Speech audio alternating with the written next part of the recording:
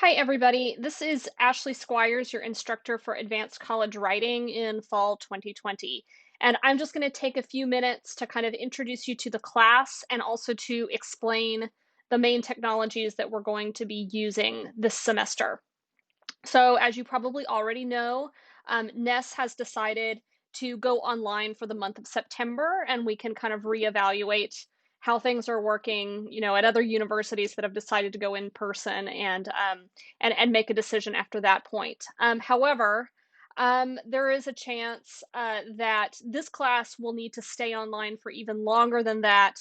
It kind of depends on the circumstances. Your instructor, am currently stranded in the United States as I can't get back into Russia at the moment.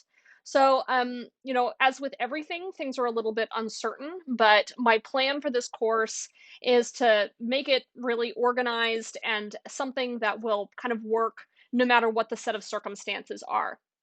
So if we do wind up going back into the classroom later in the semester, we won't require too many adjustments.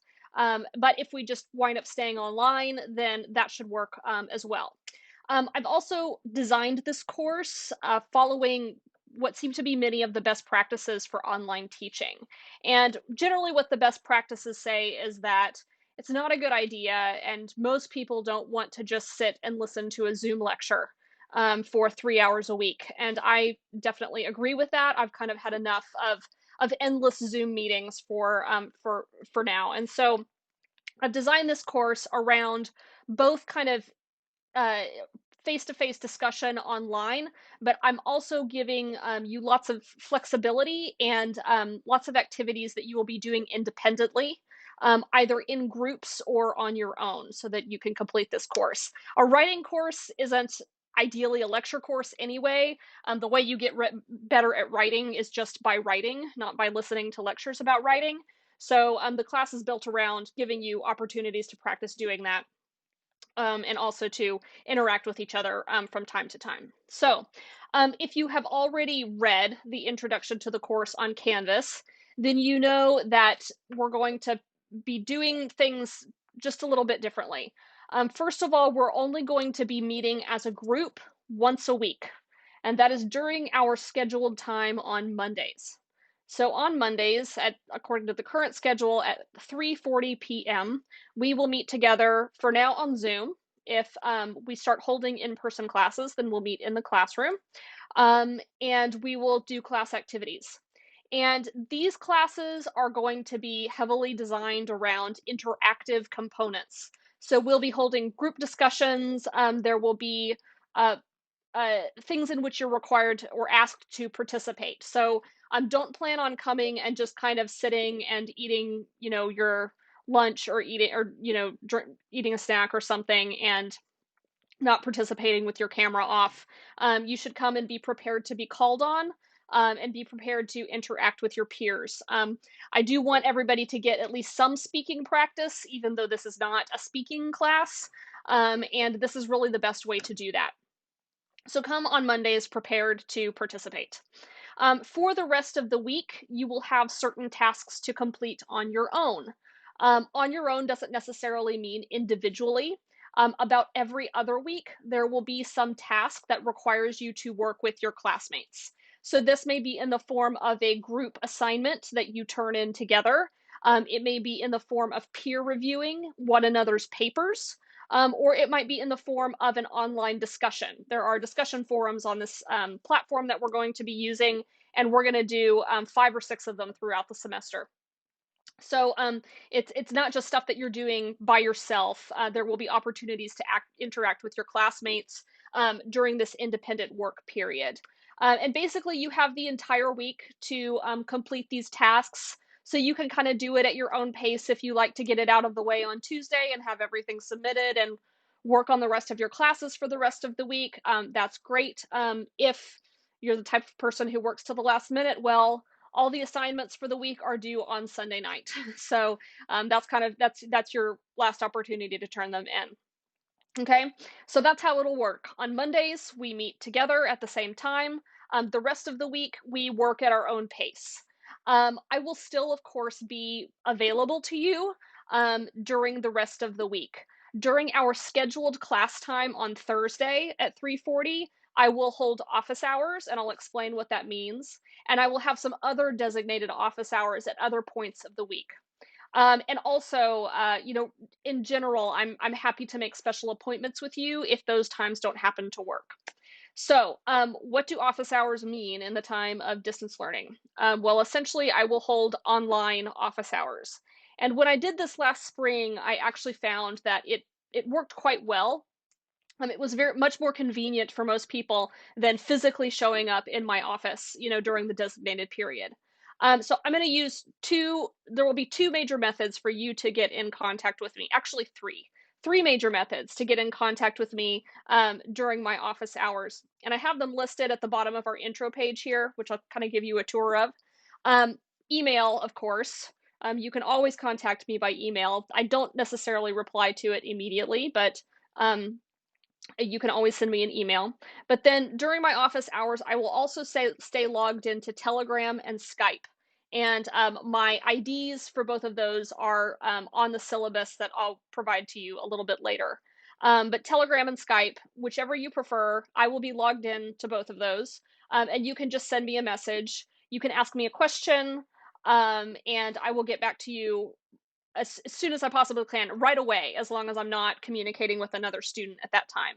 And if it's something where you feel like you would like to speak to me face to face, then you can call me on Skype, or I can set up a Zoom meeting for us, or something like that. But it's an opportunity for you to just ask me a quick question and get a pretty speedy response, or to have a face to face conversation with me if you would like to. So that's what virtual office hours will be. Okay, so that's kind of the format of the class. Now let me talk a little bit about the technology that we're going to be using. So NES has its own sort of online system called MyNES. And if you're a new student, you should take a little bit of time to get familiar with MyNES. If you are already a current student, an upperclassman, then you know the system really well. And you probably know that it has some limitations. My NES does a lot of things for the school, but it is not really a course management system. It essentially functions kind of like a filing cabinet, a place where I can put all the course documents and where you can upload your homework assignments and that kind of thing. It doesn't allow for the creation of a whole lot of interactive content, video, that kind of thing. So NES is in the process of figuring out what kind of course management system it would like to adopt, but it's acknowledged that this is a limitation of my NES. And so we're testing out some different systems, and I have volunteered to test out Canvas, which is currently the most popular course management system for online learning right now. So you're going to get an invitation from me to our Canvas site. And what I've done here is I have emulated the student version of the website. There's also the teacher side of things where I kind of build the whole course. But this is what it will look like when you log in, essentially. And this is the sort of welcome page for our class, where I will explain a little bit about how things will work. And I'm going to upload this video right here after I finish making it. And this is where all of the content for the course is going to be located. So things to know about Canvas. First of all, when you log in, the home page is actually going to look like this. It is what you are seeing here are modules. Okay, so each week has a module, and each module or week contains several different things. For each week, what I have done is I have created a main page that explains the major topics for the week, and our agenda for the week. So if you want to know, what are we doing in advanced college writing this week? Then you can go to the main page for that week and take a look around. I try to keep them short, crisp, easy to digest so that you just get a very quick overview of what we're doing this week. Okay, so it will tell you kind of the major topic.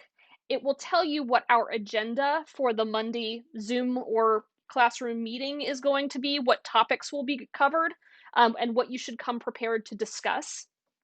If there are samples, that I'm going to be using in class. I will include them in case you would like to take a look at them in advance, but you don't have to. And you will have a list of tasks. Week one is a little bit unusual because I'm asking you to do just a little bit of homework before class. But for the most part, it'll just be a list of tasks that are due the following Sunday. Okay, so you have Monday's agenda and you have a list of tasks. Okay, so the homework tasks. This is your homework. These tasks are what you need to do during a given week.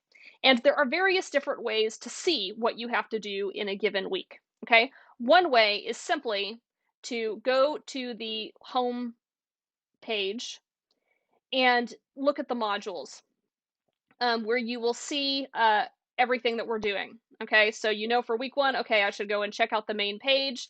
It looks like I have to read this introduction, and I have to read this article down here and participate in a discussion.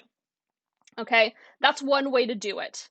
And then you see that week two, I need to look at the main page, and I apparently have to do these two things. Okay, but that's not necessarily the best way to get a sense of what you have to do. You can also just go to the week by week page and take a look at what your tasks are. But Canvas also creates a calendar for us. And what's nice about this is if you are taking multiple classes that use Canvas, then you will see all of your tasks, all of your scheduled classes, um, for all the classes that you're taking using Canvas, on in the same space. And so that kind of makes it a little bit easier for you to organize your work. You'll see here for our class, everything is clustered on on Sundays and Mondays, excuse me. And that's because Monday is when we're meeting. So, before we meet, you should plan to go ahead and take a look at the page for that week and get a sense of what it is we're going to be covering. And Sunday evening at 8 p.m. is when assignments are due. So that's why everything is clustered on those weeks. But like all this open space, this is when you should be working on the stuff that's due Sunday. Again, if you have it done by Wednesday, fantastic. But it needs to be done by Sunday. So a calendar view is a great way to see everything that you need to do in a given week.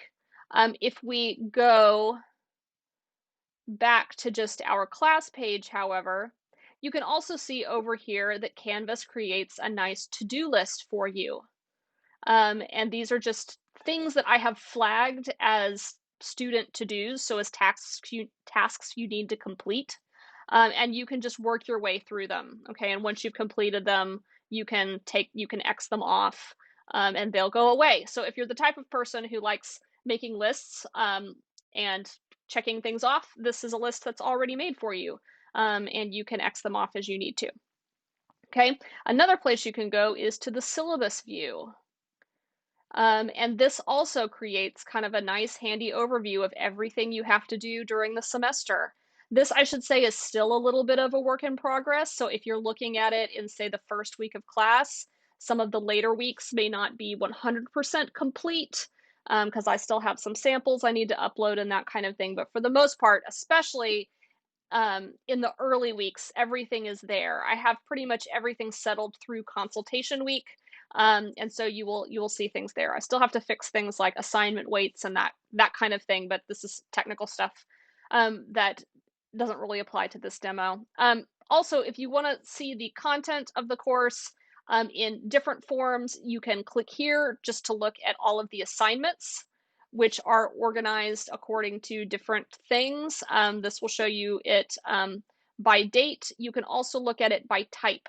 So I have things separated by readings, short assignments, and major essays. We'll talk more about those categories when we meet on the 31st of August. You can also see all of the discussions that are ongoing for the course. The discussion feature is something that we're going to be using throughout the semester. And actually, you, I believe, can start your own discussion if you would like to. You don't need to just only contribute to these. If you want to start a discussion thread about something completely different, you can start your own discussion here. But anyway, I like Canvas. It's a fairly flexible and intuitive platform. It's easy to create content. It's easy to add things. It's easy to organize things. And I like that it gives you multiple different ways to keep track of the stuff that you have to do for this class. So those are the main features that I wanted to cover. If there's anything once you get into Canvas that is confusing for you, please don't hesitate to let me know. You might even consider making a discussion thread about it. So maybe your classmates can help you, or if I don't get to it first. Okay, so those are the main points to cover here. I look forward to meeting all of you on the 31st of August. And in the meantime, stay safe and stay healthy, and enjoy the final days of summer.